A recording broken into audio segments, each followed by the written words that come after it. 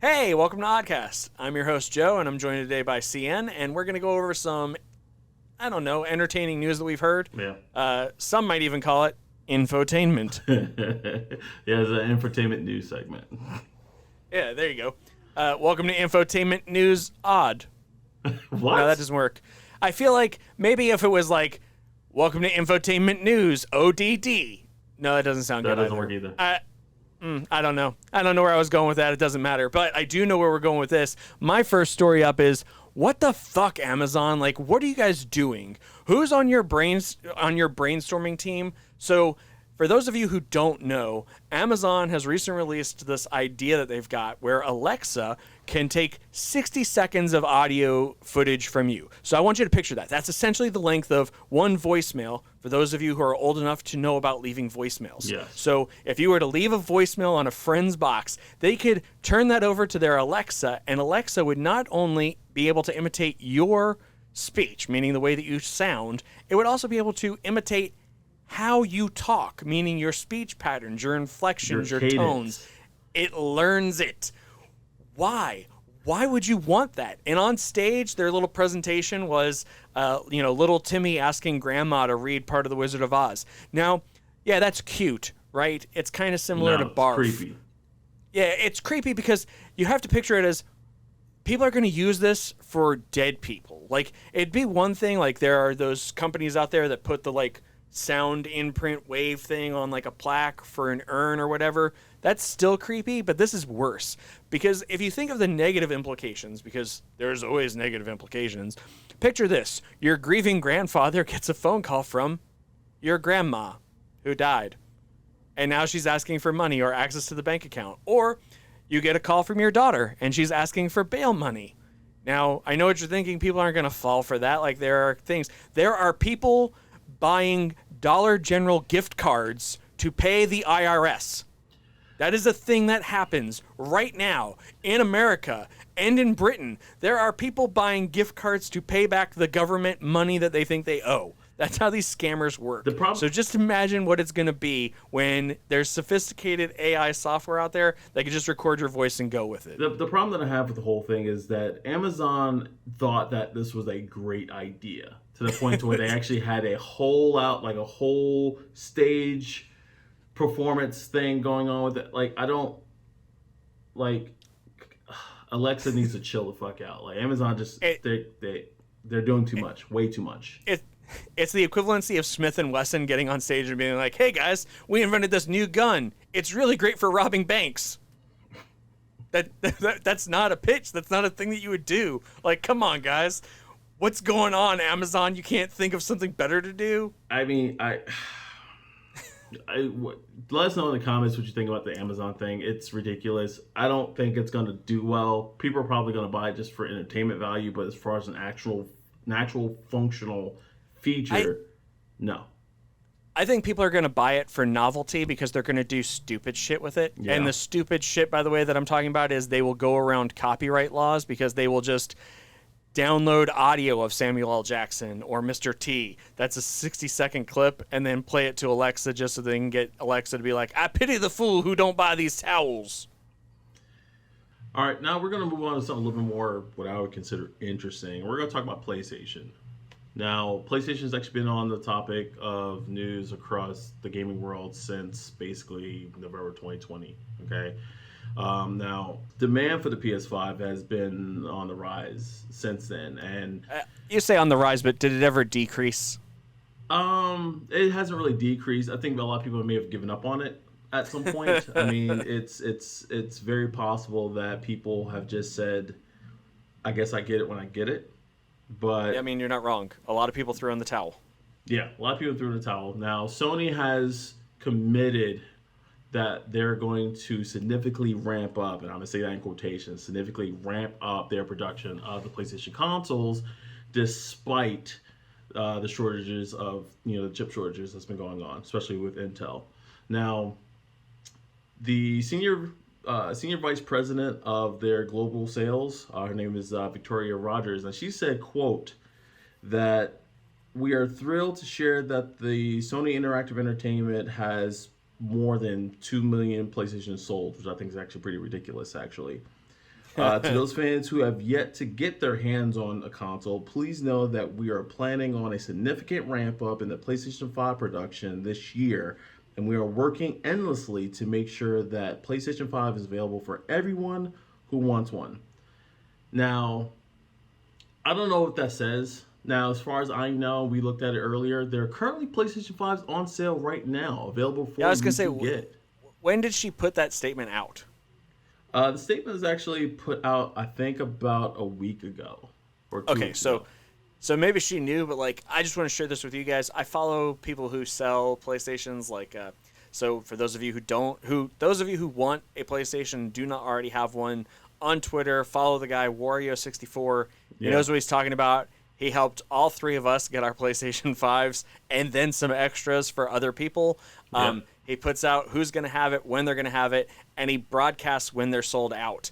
And I've been following it since we started hunting for R3. And last week he put out that, the PS5 was available on PlayStation Direct. There was a queue, and then they removed the queue, and you could just do it. And then they continued to have it in stock for like 2 hours. And then today he was like, hey, there's still Horizon PS5 bundles available on PS Direct. And I was like, whoa, that's like the largest supply that I've ever had. And compound it with the fact that last month, Horizon Forbidden West actually became the #1 selling game in the UK. And that was the result of, they said, there being more consoles in more people's hands. Yeah. Well, I don't even think it was the bundles. I think it was just having the consoles. Because, as you know, because we've covered it before, the scalpers in the UK actually formed their own little guild and were buying all of the consoles up before they could even get onto the shelves of stores so that they can resell them for whatever they wanted. It was crazy. I did like the idea that a lot of stores, a lot of dealers who were selling PS5 decided to do the bundle. That way, people can't just buy just the console. They have to literally spend $700+ It for was a console. good way. Yeah, I absolutely agree. It was a good way to weed out scalpers, but at the same time, it also unfortunately made it to where people who were not scalpers had to have more money saved up in order to buy the console as a whole. But I know why they did it. But it's so interesting to me that the PlayStation 5, Xbox Series X rollout did that thing where like suddenly there's all these new policies and stuff in place to prevent that kind of shortage of supply from happening again. I think it's fantastic. I was actually pretty surprised that they sold 20 million copies, 20 million PS5 consoles globally. I think that was pretty impressive. And there's, like I said, we'll see what they'll do. I mean, it's really up to Sony. If they're saying that they're going to ramp up, it looks like they've already started and things are going well. So hopefully by the holiday, people are able to get their hands on them without really much of a fuss.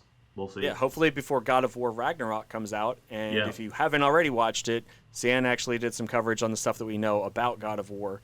Check it out in the links above. Speaking of things that we've talked about before, Yeah. I want to bring up Morbius one more time because it's Morbin time. I'm just kidding, guys. I don't want to discuss Morbius. But what I do actually want to discuss is Sony and their Spider-Verse. So there are two interesting rumors going around, and I just feel like, you know how I like to delve into what the rumors are so that I can continue to predict where we're going.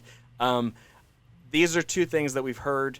One of them seems more substantially confirmed than the other one. So Here we go. So the more confirmed thing is that Kevin Feige has signed a 3-picture deal with Sony to be an executive producer. Yep. This is not Kevin Feige with Marvel Studios working on Sony stuff. This is Kevin Feige signing on to executive produce some stuff for Sony. Yep. Do I think it's part of a deal where they'll do crossover stuff? Yeah, probably. Probably. But the deal does not include the next Sony Spider-Verse film to come out, or the animated ones either, because those are already done. So Kevin's not going to be a part of that. The ones that he's supposed to be involved in are the wrestler one, whose name I can't remember, Madam Web, and I want to say Sable, Cat and Sable, but I could be wrong. It's, I don't know, one of the not Spider-Man movies that he's signed on to, which leads me to the other rumor, and this one is not as substantiated, but there is a leaked plot for Kraven the Hunter, that's the dude's name, going around that I think is the most preposterous plot line for that character that I have ever heard. Yeah. I'd almost say that Yeah. the people who came up with it were smoking the same stuff that the people at Amazon were smoking when they gave Alexa the voice thing. They All literally right. probably Puff give that to. It's like, Yeah. hey, So the guy, the one who wears either the leopard skin or the Lion mane. most famous lion's mane Yeah. as his vest, the one who hunts the man spider in the 90s animated show. Yeah, he is an eco-terrorist who wants to stop poachers. which is not his MO at all. So he's Craven the hunter. It's just dumb. Like, Sony, the Spider Rogues Gallery, they're not all anti-heroes. You can't make them all anti-heroes. You sound like Gretchen trying to make fetch happen. Well, see, so I had not really a theory, but it's more of like a Sony for some reason wants to take these villains and make them anti-heroes, or give them some sort of storyline that doesn't quite make them a hero, but it's not quite a villain.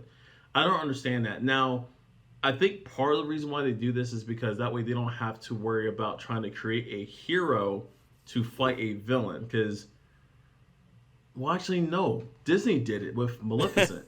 The first Maleficent, not the sequel, but the first one, it was about a bad guy. I mean, you're not wrong, but it's just like, I get it. Like, okay, Sony, okay, cool. You're taking characters that we're familiar with and you're changing them into.